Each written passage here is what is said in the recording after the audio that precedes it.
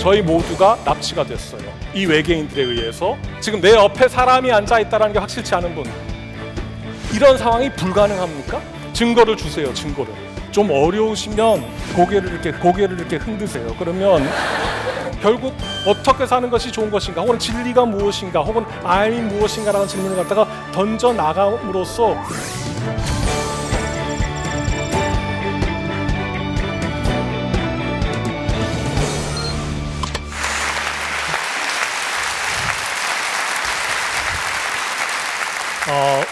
반갑습니다. 저는 서울대 철학과에서 가르치고 있는 이석재라고 합니다. 오늘 이렇게 많이 와주셔서 대단히 감사합니다.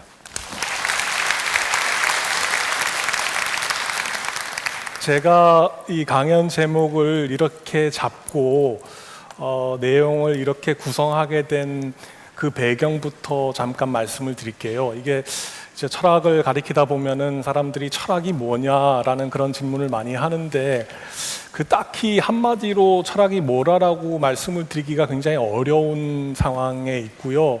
제가 대학원 다닐 때 2000년에 그 대학원 그 학교에서 그 철학이란 무엇인가라고 하는 그런 학회를 그런 주제로 학회를 열었는데, 그때 그 12분 정도 되는 저명한 철학자들이 와서 이제 나는 철학이 이것이라고 생각을 한다라고 이렇게 강연을 하셨는데, 그 12분의 대답이 전부 달랐어요. 달라가지고 철학이 무엇인가라고 하는 거에 대해서 직접적으로 답을 내리기가 어려운 상황이다 보니까 오히려 좀 우회적으로 그 문제에 답을 할 수 있는 방법이 무엇일까, 그래서 그 우회적으로 답을 하려고 하는 방법을 생각을 해보니까 철학자들이 공통적으로 던지는 질문은 있습니다. 그래서 그 질문들이 제가 지금 그 말씀드리고자 하는 그 5가지 질문들인데, 그 질문들을 소개를 하려고 합니다.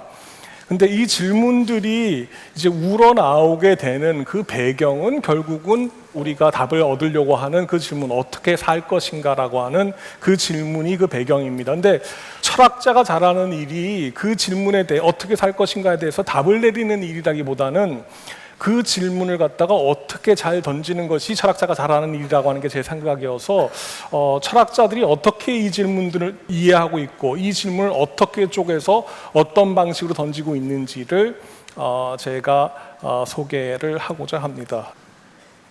잘 살려면 어떻게 하는 게 잘 사는 것인지를 알아야 되겠죠. 그러니까 그러려면 좋은 삶이 무엇이고 내가 좋은 삶을 갖다가 살 수 있는지 그걸 또 알 수가 있어야 되고, 또 내가 살고 있는 이 세계가 어떤 것인지도 알아야 되고, 내가 이 세계에 대해서 알려고 할 때 과연 내가 알려고 하는 그런 노력이 성사될 수 있을 것인지와 같은 그러한 문제들이 해결이 돼야 되기 때문에 질문을 던져야 된다라고 하는 그러한 필요성이 등장을 하는 것 같습니다.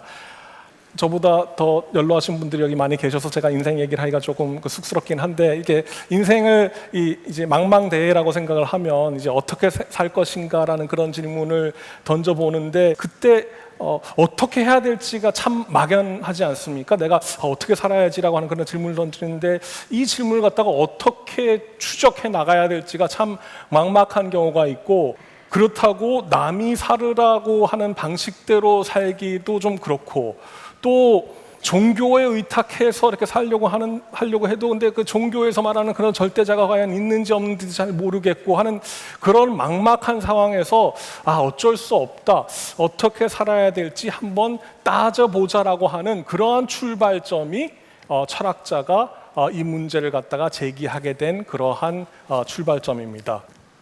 철학자들은 대충 한 5가지 정도에 대한 나름대로 답을 갖다가 추구해야지만 내가 어떻게 살 수 있는지가 잘 드러날 것 같은데, 그 5가지 질문을 이제 지금 한번 살펴보죠.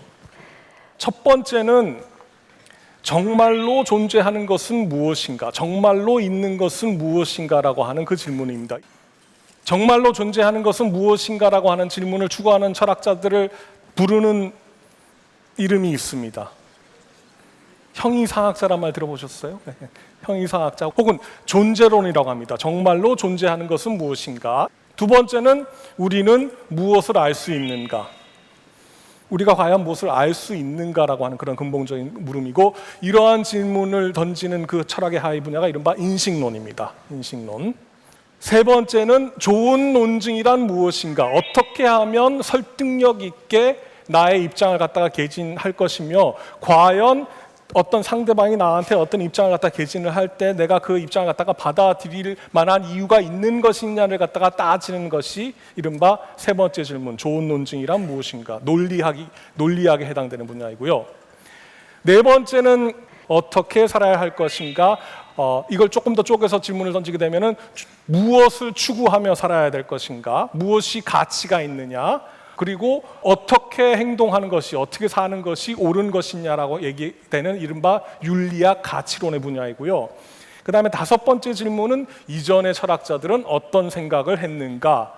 이전의 철학자들이 갖고 있었던 생각이 나름대로 중요하게 부각이 돼서 과거의 철학자들에 대한 생각을 갖다가 물어보는 것이 이른바 철학사입니다.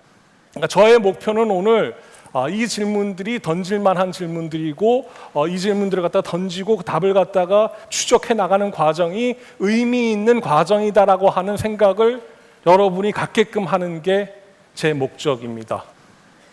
이 질문이 왜 중요할까요? 다시 이 질문을 조금 좀 씹어봅시다. 그죠? 정말로 존재하는 것은 무엇인가라고 하는 질문의 의미는 뭐냐면, 내가 살고 있는 세계의 성격은 어떤 것이며 그 속에 있는 나는 어떤 존재인가라는 질문이에요. 그죠? 근데 이 질문이 왜 중요할까요? 다음과 같은 의미에서 중요할 수 있습니다. 여러분 여기 오시게 된 게 혹시 강제로 오신 거세요? 강제로 여기 오신 분 계세요?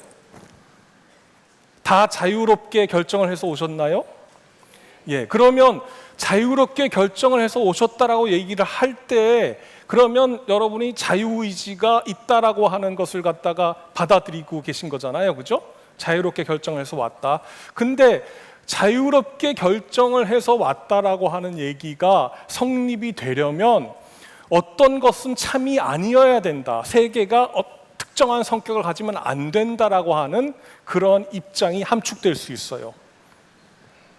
조금 어렵나요? 네.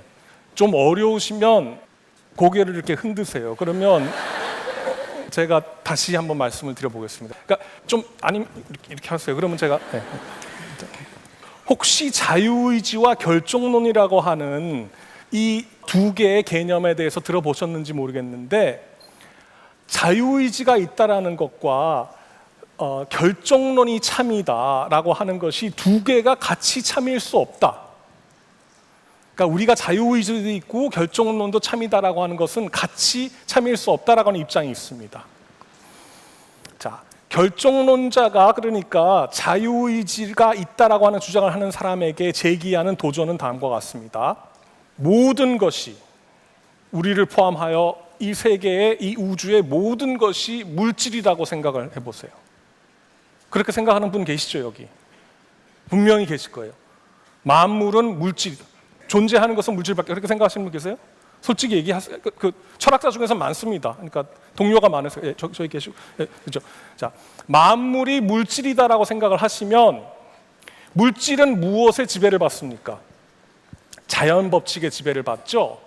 그러면 현재의 우주의 상태는 그 이전의 우주의 상태에 의해서 결정이 됐습니다. 자연 법칙을 통해서.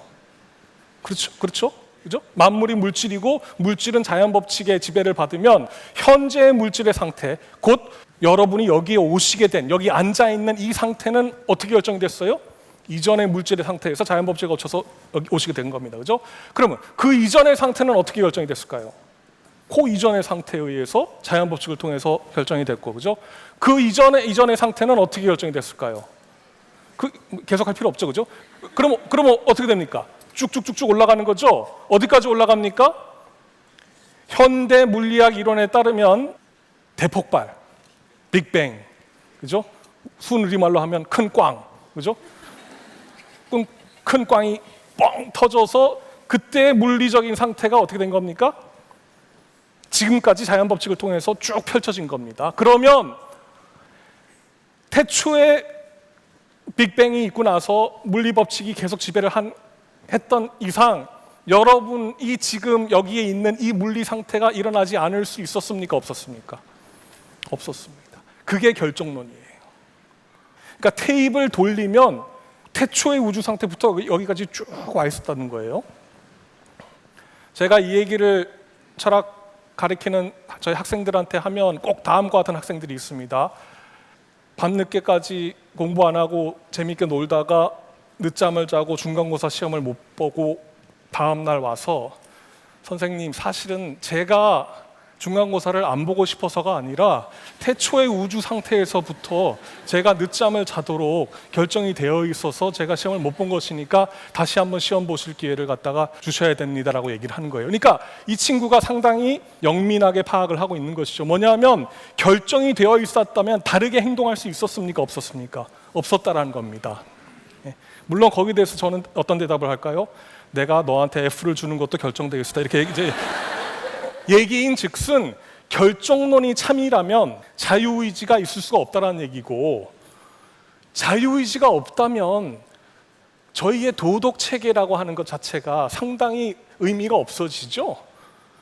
누구를 야단을 치거나 누구한테 너 잘못했다 그렇게 하지 말아라라고 얘기를 하려면 그 사람이 다르게 행동할 수 있었어야 되는데 결정론이 참이라면 다르게 행동할 수 없었다는 겁니다. 그러니까 어떻게 살 것인가라고 하는 그런 질문을 갖다가 추구할 때 있어서 이 세계가 결정론적인 세계인지 아닌지를 갖다가 따져봐야 된다는 그런 점에서 형이상학적인 질문들이 중요해진다는 얘기입니다. 두 번째 분야로 갑시다. 두 번째가 무엇을 알 수 있는가, 인식론의 분야인데, 자, 어떻게 살 것인가라고 하는 질문을 갖다 답을 하기 위해서는 세상이 어떤 것인지를 알아야 되는데 과연 안다라고 하는 것이 가능할까라는 질문도 한번 해봐야 되겠죠. 우리가 안다라고 많이 가정을 하는데 실제로 우리가 알 수가 없고 우리가 알 수 있는 능력은 참 한정돼 있다라고 하는 그러한 근거들이 많이 제시가 돼서 과연 내가 안다라고 얘기할 수 있는 게 무엇인가를 따져보는 그러한 작업이 인식론의 작업입니다. 나는 무엇을 알 수 있는가. 근데 철학사에서 두고 힘을 발휘하고 아직도 힘을 발휘하고 있는 하나의 입장이 있는데 그 입장이 이른바 회의주의입니다. 회의주의의 입장은 뭐냐 하면 우리가 알 수 있는 것은 없는 것이 아닐까라고 하는 생각을 갖다가 강력하게 개진을 시키는 입장입니다. 이 입장이 설득력이 있게 되면 무엇이 가치가 있는 것인가, 가치 있는 것은 무엇인가라고 하는 그런 질문에 대한 답을 얻으려고 하는 것도 가능할까요? 가능하지 않을까요? 가능하지 않습니다. 그죠? 왜냐하면 알 수가 없다라는 얘기니까. 그러니까 회의주의자의 도전을 갖다가 물리쳐야 되는 그러한 그 나름대로의 그 절박한 필요성이 있는데 이 회의주의자의 도전이 쉽사리 물러치지 않는다라는 게 저희의 고민입니다. 한 역사적으로 2000년 정도, 서양 철학에서는 특히 한 2000년 정도 됐는데 아직도 잘 안 돼요. 자, 여러분이 알고 계신 거 한번 얘기해 보세요. 이렇게 제가 여쭤보면 아무도 얘기를 안 하세요, 보통. 그러니까 너무나 맥락이 없는 질문이기 때문에. 자, 그러니까 제가 구체적으로 여쭤보겠습니다. 내 옆에 지금 사람이 앉아 있다. 확실하다. 지금 내 옆에 사람이 앉아 있다는 게 확실치 않은 분. 그게 왜 확실하지 않은지 나름대로 제가 한번 이유를 제시를 해볼게요. 몇 가지 가정을 한번 해보는 겁니다. 이게 가정이니까 약간 상상의 나래를 피는 겁니다. 상상의 나래를 피는 거고, 다른 표현으로는 어떤 때는 사고 실험이라고 합니다. 실험을 실제로 할 수는 없으니까 어떻게? 상상의 사유로 실험을 하는 건데, 제 얘기를 생각을 한번 해보세요. 우주에 있는 그 별들의 숫자를 고려해 보면 생명체가 있을 확률이 굉장히 크다라고 하는 주장들을 많이 하고 있습니다. 그 말씀 들어보셨어요? 자, 그런데 그 생명체 중에서 특별한 외계인들이 있다고 가정합시다. 근데 이 외계인들이 어떤 외계인이냐 하면은 굉장히 그 종족이 위협을 받고 있고 멸종의 위기에 처해 있는 외계인입니다. 두 번째 가정, 이 외계인들이 멸종을 피하기 위해서는 인간이 내뿜는 특정한 뇌파가 필요합니다. 왜 그런지는 묻지 마세요. 그냥 가정이니까. 그냥 어떤 인간이냐 하면 인문학에 관심이 굉장히 많은 분이고 특히 어떻게 살 것인가라고 하는 그런 질문에 관심이 많은 분, 곧 여기에 오신 분들이에요. 근데 이 외계인들이 굉장히 나름대로 기술력이 뛰어납니다. 그래서 굉장히 저희가 상상할 수 없는 일을 할 수 있는데 어떤 일이 벌어졌냐 하면 어젯밤에 저희 모두가 납치가 됐어요. 이 외계인들에 의해서. 어디로 납치가 됐느냐? 울릉도에 가 있습니다. 지금 울릉도의 지하에 이런 욕조에 들어가 있습니다. 저희가 다 좀 기분이 이상해지시죠? 갑자기 울릉도 지하의 욕조에 다 누워 있고 여기 뒤에 제 마이크처럼 이 선이 이렇게 들어가 있어서 생체 그 뇌파를 갖다가 흡수를 하고 있으면서 근데 어떻게 해요? 저희가 거기 있다는 걸 알면 어떻게 돼요? 내가 왜 울릉도에 와 있지? 이거 어디야? 아 빨리 집에 가야지. 할 일도 많고. 아 인문학 강의 들어온 줄 알았는데 왜 울릉도야? 이럴 것 같으니까 이 외계인들이 기술력을 가지고 뭘 합니까? 고려대 인천기념관에 와 있다라는 경험을 지금 넣어주고 있습니다. 자, 상황이 이해가 되셨습니까? 예. 자, 제가 말하는 게 좀 허무맹랑한데 이런 상황이 불가능합니까? 이런 일이 일어날 수가 없는 일입니까? 아니면 일어날 가능성이 굉장히 낮다고 생각하세요? 좀 낮죠? 근데 이런 일이 안 일어났다라고 확신할 수 있으세요? 그러면 약간 가만히 있어봐. 그런 얘기를 의심의 씨앗을 이렇게 딱 심어 놓으니까 약간 기분이 좀 이상하니까 좀 확인을 해봅시다. 그래서 나가봐요. 그래서 전철역으로 갑니다. 그래서 그럼 저 철학 교수 그 좀 이상한 철학 교수야. 왜 무슨 울릉도 여기 지하철인데 이렇게 생각을 하게 되면 여기가 서울이라고 하는 거에 대한 확실한 근거가 됩니까? 나가서 전철이 보이면 여기가 서울이라는 게 확실해집니까? 안 확실해집니까? 안 확실해지죠. 왜? 외계인들이 어떻게 할까요? 3번 환자 굉장히 이 상황을 벗어나려고 하니까 지하철 경험에서 지하철 경험을 또 넣어주겠죠. 그래서 다음과 같은 논증을 제시한 철학자가 1643년에 이 다음과 유사한 논증을 제시한 철학자가 있는데 그 철학자가 데카르트라는 철학자입니다. 근데 이 사람은 꿈을 가지고 얘기를 했는데 저희는 이제 가상현실 가지고 얘기를 했는데 다음과 같은 그 얘기가 가능합니다. 지금 내가 고려대학교에 있다라는 것이 확실하기 위해서는 나는 지금 내가 울릉도의 욕조 속에 있지 않다는 것이 확실해야 되는데 여기 지금 울릉도 욕조 속에 있지 않다라는 게 확실하신 분 계세요? 증거를 주세요. 증거를. 어렵습니다. 왜냐하면 아까의 가정을 받아들이게 되면 증거라고 얘기하는 것도 역시 어떻게 되는 겁니까? 가상의 현실에서 제기가 되는 것이기 때문에 이러한 논변 때문에 우리가 과연 아는 것 자체가 사실은 어려운 것이 아닌가라고 하는 그러한 고민을 해봐야 되고 그렇다면 우리가 알 수 있는 것들의 그 범위도 굉장히 축소가 되고 그러면 세상이 어떠니까 이렇게 살아야 된다라고 하는 그런 주장들도 힘든 것이 아닌가라고 하는 그러한 함축들이 뒤따라 나오는 주제가 이른바 인식론적인 주제입니다. 누가 무엇에 대해서 안다라고 얘기를 할 때 당신이 정말 압니까? 라고 물어볼 수 있는 그러한 근거들이 회의주의적인 이러한 그 생각을 하게 됨으로써 그 생각날 수 있습니다. 그 학교 다니실 때 논리학 공부하신 분 계세요? 혹시? 한 분도 안 계세요? 계실 텐데 제가 뭐 여쭤볼까 봐 손 안 드시는 거죠. 누군가가 이것이 진리이다 혹은 이것이 가치가 있다라고 얘기를 하게 되면 저희가 그 얘기를 받아들일까 받아들이지 말을까라는 걸 갖다 고민을 하게 되지 않습니까? 그러면 저 사람이 저 주장을 하게 되는 그 근거들을 받아들이면 저 주장을 우리가 받아들여야 될까라는 그런 고민을 하게 되는 것인데 그 고민이 바로 논리학의 고민입니다. 조금 어렵죠. 근데 다시 이 말을 돌려서 얘기를 하게 되면 논리학은 좋은 논증이란 무엇인가를 갖다 따져보는 학문인데 논증은 뭐냐 하면 문장 혹은 명제의 묶음이에요. 근데 그 중에 하나는 주장이에요. 주장. 나머지는 그 주장을 뒷받침하는 근거예요. 그 근거를 우리가 전제라고 부르고 그 주장을 결론이라고 받아들이면 됩니다. 그래서 논증은 무엇으로 구성되어 있어요? 전제와 결론으로 이루어져 있는데 그러면 논리학은 뭘 공부하는 거예요? 어떻게 전제와 결론을 제시를 하게 되면 그 논증이 좋은 논증, 곧 설득력이 있는 논증인가를 갖다가 따지는 게 논리학입니다. 아주 유명한 논증이죠, 그죠? 사람은 죽는다. 소크라테스는 사람이다. 그러므로 소크라테스는 죽는다. 좋은 논증입니까? 대체로는 좋다라고 얘기를 하시죠. 모든 사람이 죽으니까, 그리고 소크라테스가 사람이니까 소크라테스 죽는다가 뒤따라 나온다라고 생각이 되죠. 다음은 어때요? 어떤 사람은 아침잠이 없다. 데카르트는 사람이다. 그러므로 데카르트는 아침잠이 없다. 이거 좋은 논증입니까? 아닙니까? 그리고 혹시 아세요? 데카르트가 아침잠이 굉장히 많았다는 거. 저 수족관에 있는 동물이 돌고래라면 그 동물은 포유류이다. 근데 저 수족관에 있는 동물이 돌고래이다. 그러므로 저 동물은 포유류이다. 이거 어때요? 좋습니까? 이것도 좋죠, 그죠?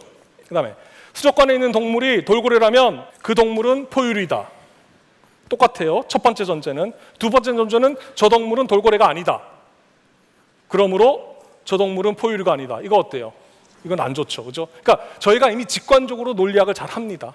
근데 정말 논리학의 소질이 있는지 없는지를 확인하시려면 다음을 보세요. 고래는 물고기이다. 물고기는 코를 곤다. 그러므로 고래는 코를 곤다. 자, 잠시 생각을 하시고 좋은 건지 안 좋은 건지. 이 논증도 좋다. 별로다. 다수가 별로라고 생각하시는데, 자, 논리학자는 저 논증을 좋아할까요? 좋아하지 않을까요? 좋아한다. 좋아합니다. 왜 좋아할까요? 저 논증의 특이한 점이 뭐예요? 고래가 물고기입니까? 아닙니까? 아니죠. 그리고 물고기가 코를 골아요? 안 골아요? 제가 아는 한 안 곱니다. 그러니까 안 고는데, 고래가 물고기이고 물고기가 코를 골면 고래가 코를 안 골 수 있어요? 없어요? 없습니다. 전제는 거짓인데 전제가 참이면 어떻게 됩니까? 결론이 뒤따라 나와요? 안 뒤따라 나와요? 뒤따라 나옵니다. 이러한 논증을 논리학자들은 좋아합니다. 아까 보세요. 어떤 사람은 아침잠이 없다. 참입니까? 아닙니까? 참이죠. 데카르트가 사람입니까? 참이죠. 그렇다고 데카르트가 아침잠이 없는 게 뒤따라 나와요? 안 뒤따라 나옵니다. 절대 안 나와요. 그죠? 그러니까 두 개가 참인 명제가 있는데 세 번째가 뒤따라 나옵니까? 안 나옵니까? 안 나와요. 그죠? 근데 이거는 보세요. 고래가 물고기가 아니고 물고기는 코를 안 골지만 만약에 고래가 물고기이고 물고기가 코를 골면 뭐가 뒤따라 나옵니까? 고래가 코를 골아야 돼요. 안 골고 싶어도 막 골아야 됩니다. 자, 그래서 논리학자들이 유난히 좋아하는 논증이 있습니다. 그 논증을 타당한 논증이라고 얘기를 합니다. 타당한 논증을 다음과 같이 정의할 수 있습니다. 타당한 논증은 무엇이냐 하면 전제가 참이면 결론이 참인 논증이 아니라 전제가 참이면 결론이 참이어야 하는 논증입니다. 다시 말해서 만약에 전제가 참이라면 결론이 거짓일 수 없는 논증이 타당한 논증이에요. 그러니까 논리적으로는 말이 된다는 겁니다. 아까 그 예에서 생물학적으로는 영 아니지만 논리학적으로는 굉장히 탄탄한 구성을 가지고 있다는 겁니다. 그래서 타당한 논증이 무엇인지를 갖다가 점검하는 그러한 작업을 논리학자들은 좋아하고, 물론 금상첨화가 있겠죠. 그죠? 타당하면서 어떤 논증일까요? 전제가 참인 논증이면 그러면 굉장히 좋은 논증이죠. 그것은 어떤 논증입니까? 결론을 받아들여야 하는 논증이죠. 그러한 논증이, 그러니까 최고의 논증이 이른바 건전한 논증이라고 합니다. 비냉이 좋습니까? 물냉이 좋습니까? 또 제가 이제 화장실 갔다 나와가지고 엉뚱하게 잡혔습니다. 아니, 강연이 중단되는 게 나을 수도 있나?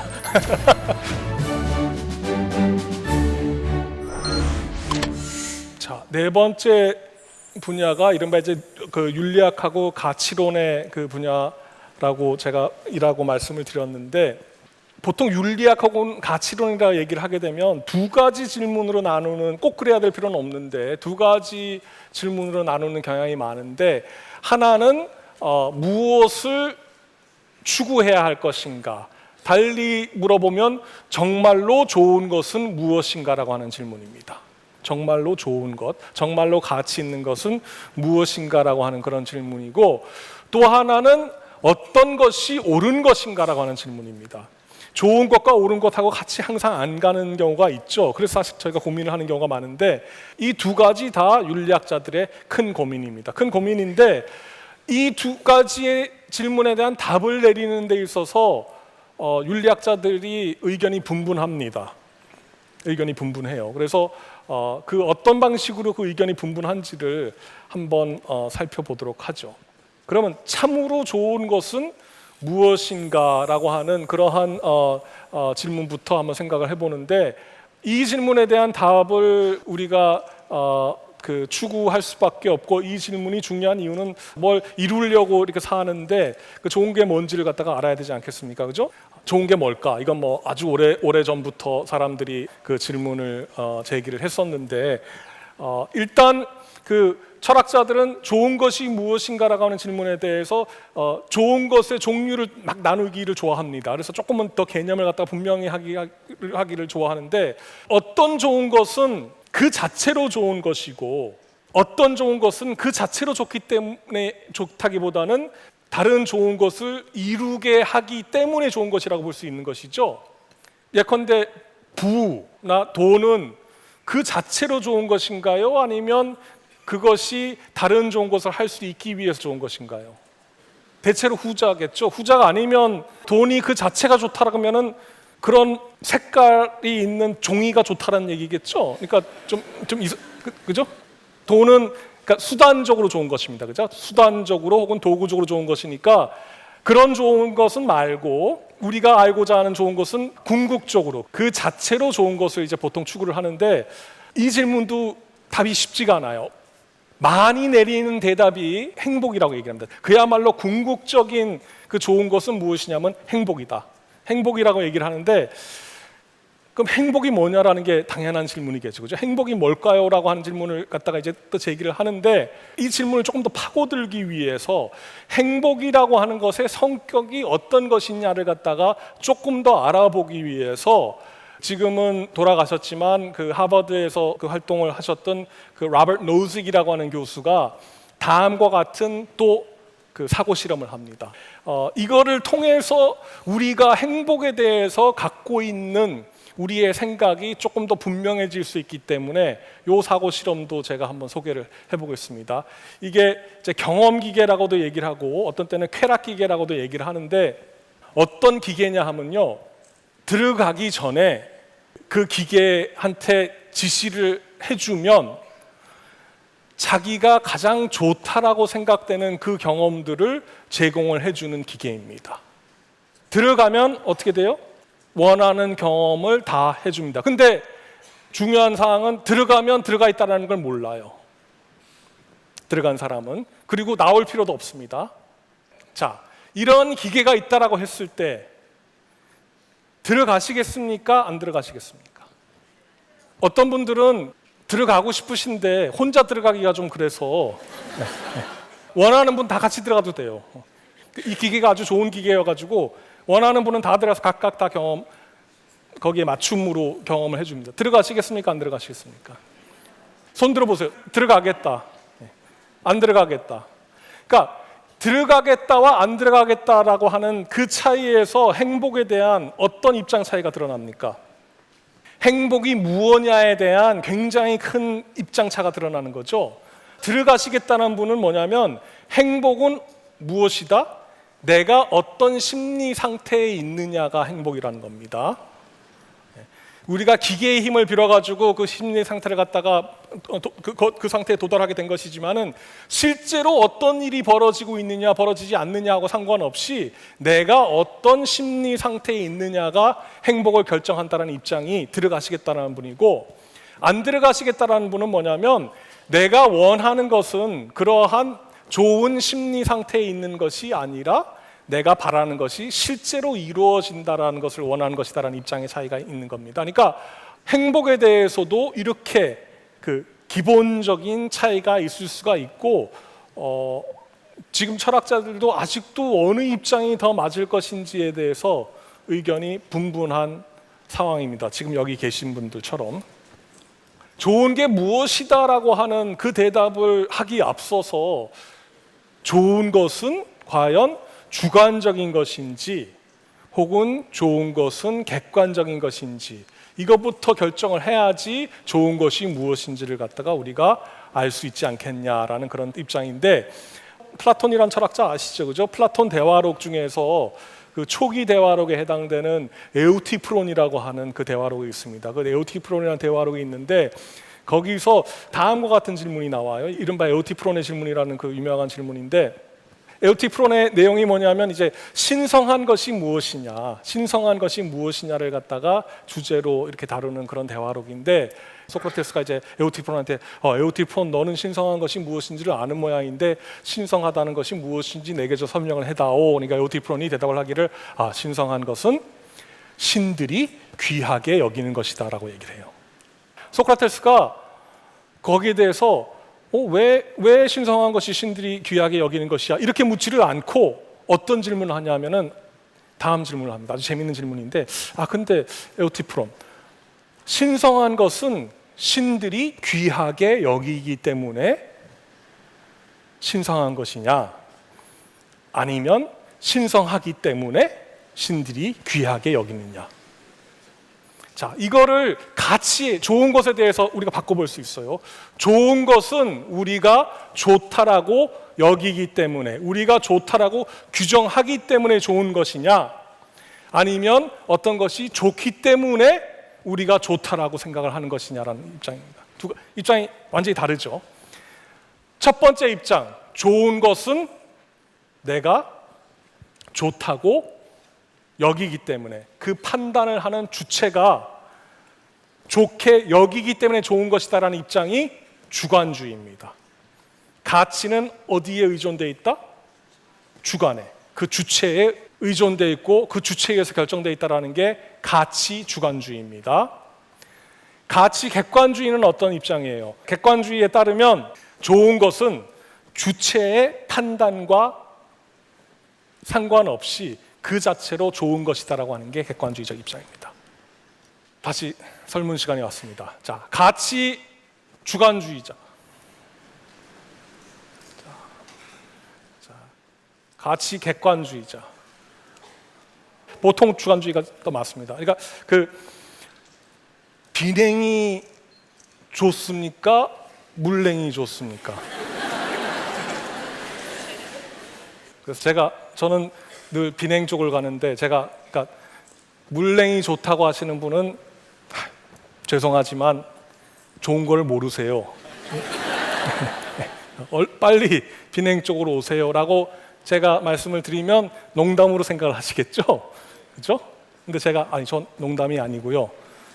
진짜로 비냉이 좋습니다. 이렇게 얘기를 하면 제가 그 얘기를 하면 할수록 이상한 사람이라고 생각을 하시겠죠? 그죠? 그러니까 이 얘가 뭘 드러내주냐면 가치는 어떻게 생겨난다?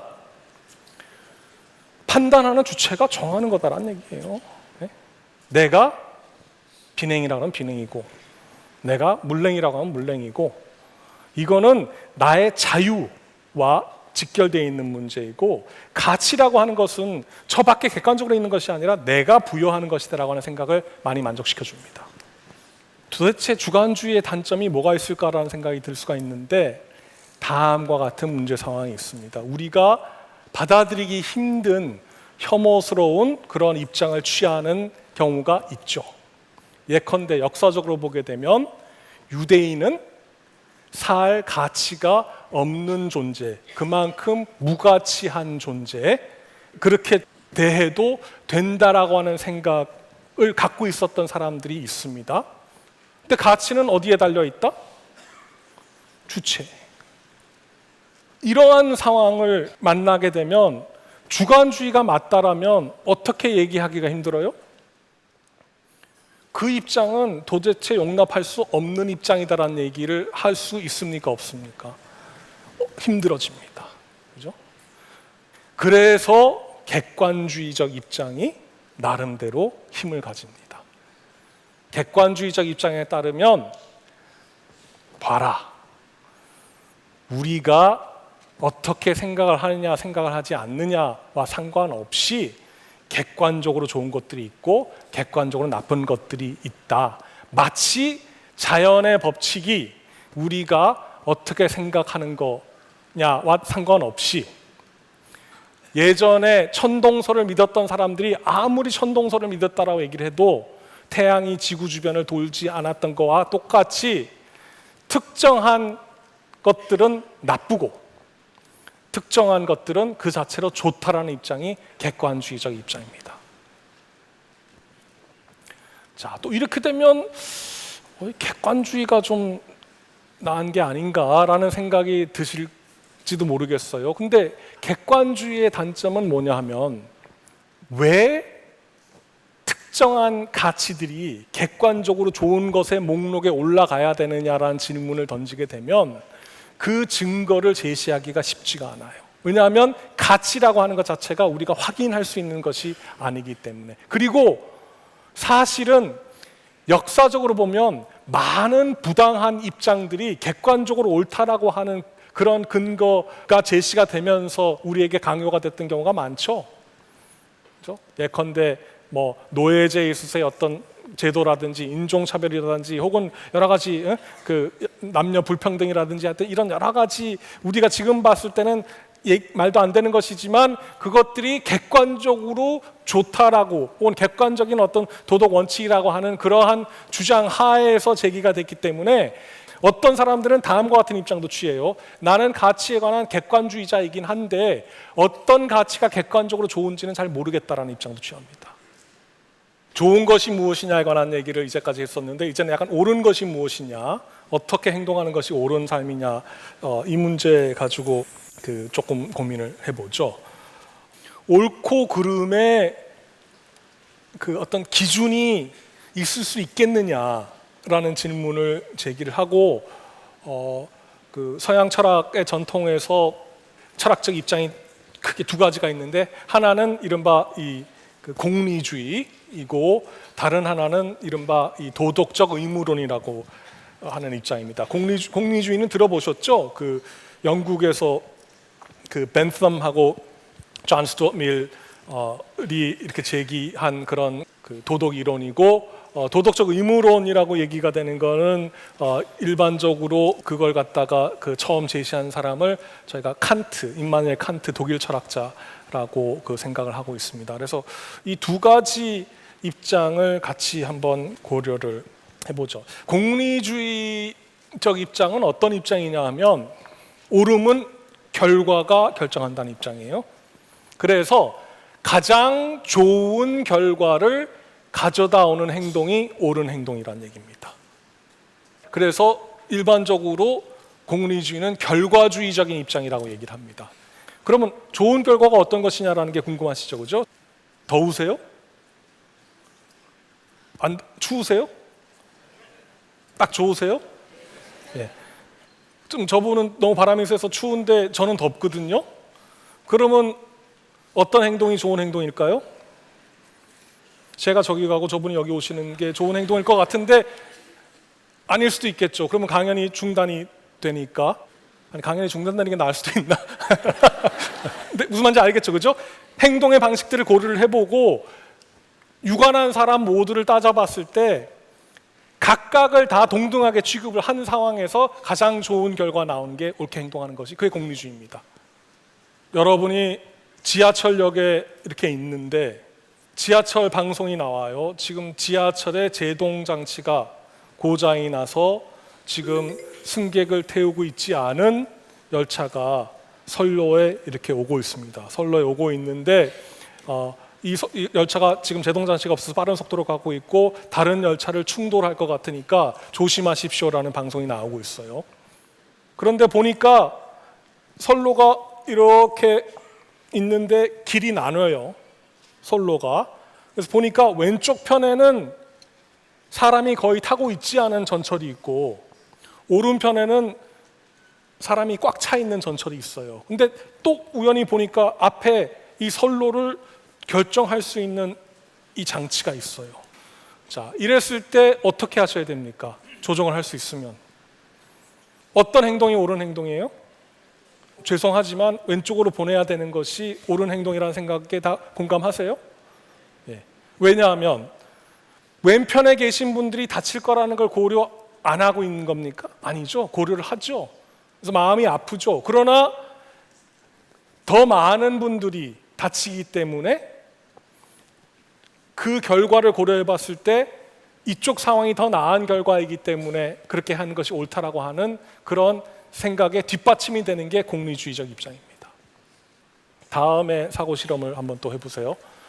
장기 이식을 전문으로 하는 공리주의자 의사예요. 그 목화 지금 환자들이 있는데 어떤 환자이냐면은 한 분은 남북 통일을 갖다가 성사시킬 그런 정치가신데 심장이 필요하세요. 그리고 다른 한 분은 노벨 물리학상을 막 타기 직전에 있는 그런 과학자신데 허파가 필요하세요. 다른 한 분은 이제 암을 완치하는 약을 개발하기 직전에 있는 그런 의사분인데 이분은 간이 필요하세요. 그리고 차세대 스마트폰을 개발할 그런 과학기술자여서 뭐 엄청나게 우리나라 수출도 많이 하고 그럴 뿐인데 이분은 다른 허파가 필요하세요. 그런 네 분이 계신데 제가 건강검진을 받으러 딱 들어와요. 근데 딱 보니까 다 맞아요, 장기가. 보자, 이 사람 장기를 떼가지고 넣으면은 암도 다 치료되고 남북 통일도 되고 우리가 노벨상도 드디어 타고 그러니까 경제도 완전히 나아지고 이 사람이 죽으면 뭐 전혀 나빠지는 게 없네 뭐 이렇게 생각을 할 수가 있고 그렇게 되면 제 장기를 강제 이식해야만 하죠. 공리주의가 참이라면 이 사람의 장기를 떼므로써 어떻게 됩니까? 굉장히 행복이 많이 증진이 되면은 공리주의적 입장에 따르면 어떠해야 됩니까? 해야 된다는 결론이 나옵니다. 이래서 공리주의가 나름대로 한계가 있다는 입장이 등장을 하고 그래서 특정한 원칙은 아무리 결과가 좋아도 위배돼서는 안 된다라고 하는 입장이 나올 수가 있고 그런 입장이 도덕적 의무론이라고 볼 수 있습니다. 도덕적 의무론은 결과가 옳음을 늘 결정하는 것은 아니라는 입장이에요. 어떤 원칙들은 결과가 아무리 좋아도 위배돼서는 안 된다라는 그런 입장이 있습니다. 이 입장을 제기한 그 철학자가 이제 칸트인데 칸트가 직접 예로 든 원칙은 절대 거짓말을 해서는 안 된다라는 원칙을 들었는데 그 원칙은 사람들이 별 설득력이 없다고 생각해요. 왜냐하면 거짓말을 할 수 있는 상황도 있지 않겠는가라는 직관이 많이 있기 때문에 그래서 이걸로 바꿔봅시다. 무고한 사람을 해쳐서는 안 된다. 어떠한 이유에서건. 이거 어때요? 동의 안 하시는 분? 한 분 계시네요. 자, 두 분. 이따가 동의하시는지 보세요. 좀 이따가. 다음 마지막 사고 실험입니다. 여러분이 이제 이런 국가 중앙 위기 관리 실장 자리에 있다고 생각을 해보세요. 어떤 테러 분자가 그 핵폭탄을 그 사대문 안에 설치를 하고 도망을 갔다고 합니다.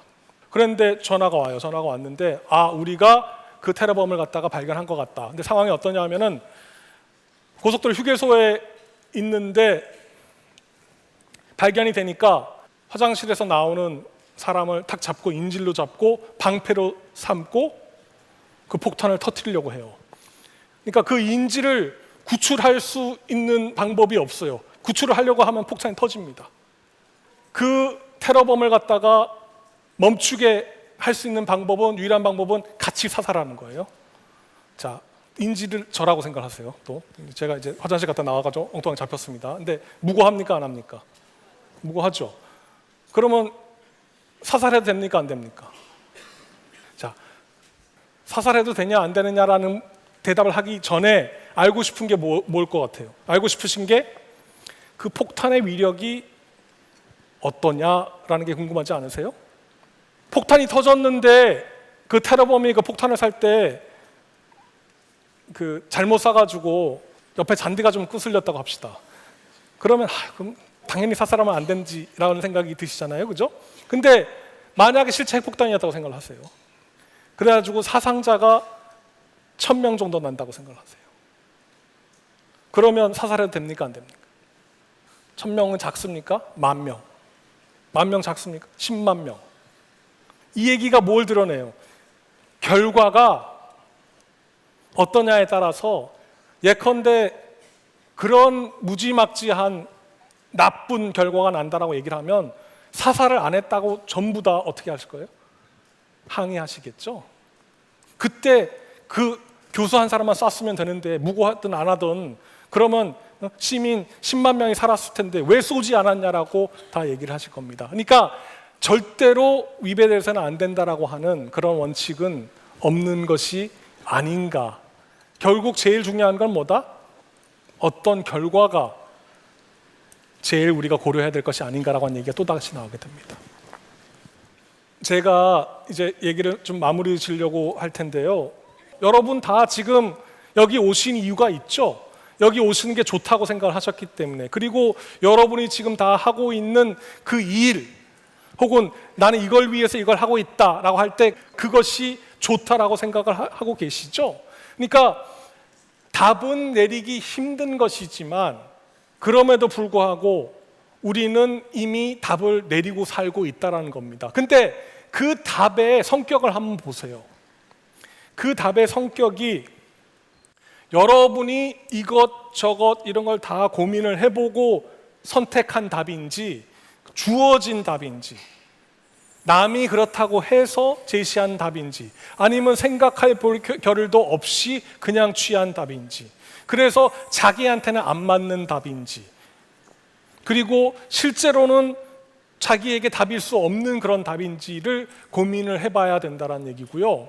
또 이런 문제를 생각을 해볼 때 자기 인생에 있어서 가장 중요한 문제인데 어떻게 남한테 의존을 할 수 있겠으며, 어떻게 어떤 권위나 어떤 미신이나 어떠한 다른 종류의 어떤 근거에서 받아들일 수 있겠는가라고 하는 반성에서 이 철학이라고 하는 작업이 등장을 해서, 철학자들도 어려워할 정도로 답은 어렵지만 곰곰이 따져보자, 곰곰이 따져봐서 모든 상황들을 고려해보고 장점이 있고 단점이 있고 또 장점이 있고 단점이 있는 상황에서 그럼에도 불구하고 나는 하나를 취해서 살아갈 수밖에 없으니까 부족하지만 최선의 답을 찾는 그런 태도가 그나마 진정하게 가치가 있고 어떻게 살아야 되는지에 대한 제대로 된 답을 갖다가 찾는 길이 아닐까라는 생각이 들어서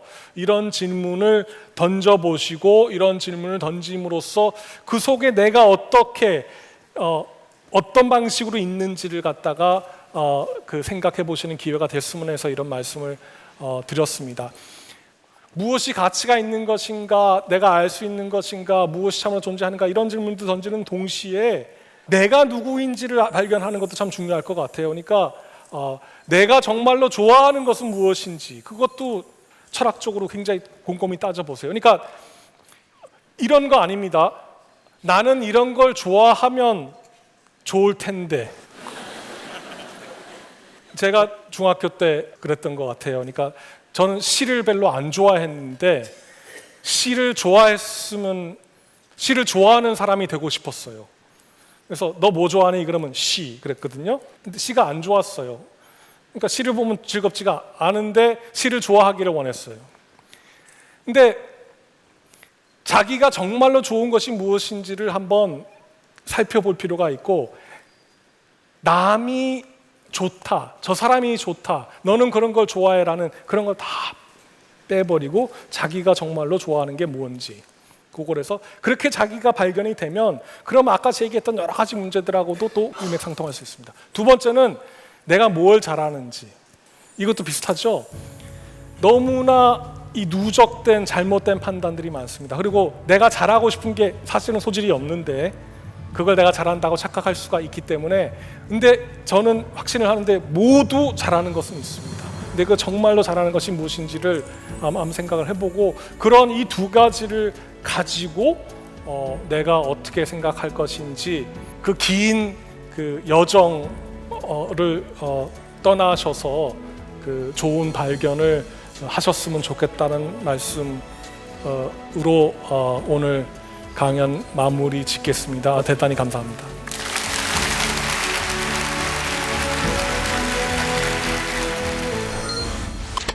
고자면 살 것이니 목숨을 기대지 마라. 영화 명량 보셨습니까? 모든 분야에 이순신의 그림자가 담겨져 있습니다. 저는 이순신을 전혀 조선 사람 같지 않은 조선 사람이라고 평가를 합니다. 너 무대 뽀지. 왜 대답을 안 하시고 웃기만 하십니까? 16세기 중반 한반도 주변에서는 엄청난 격변이 벌어지고 있었습니다.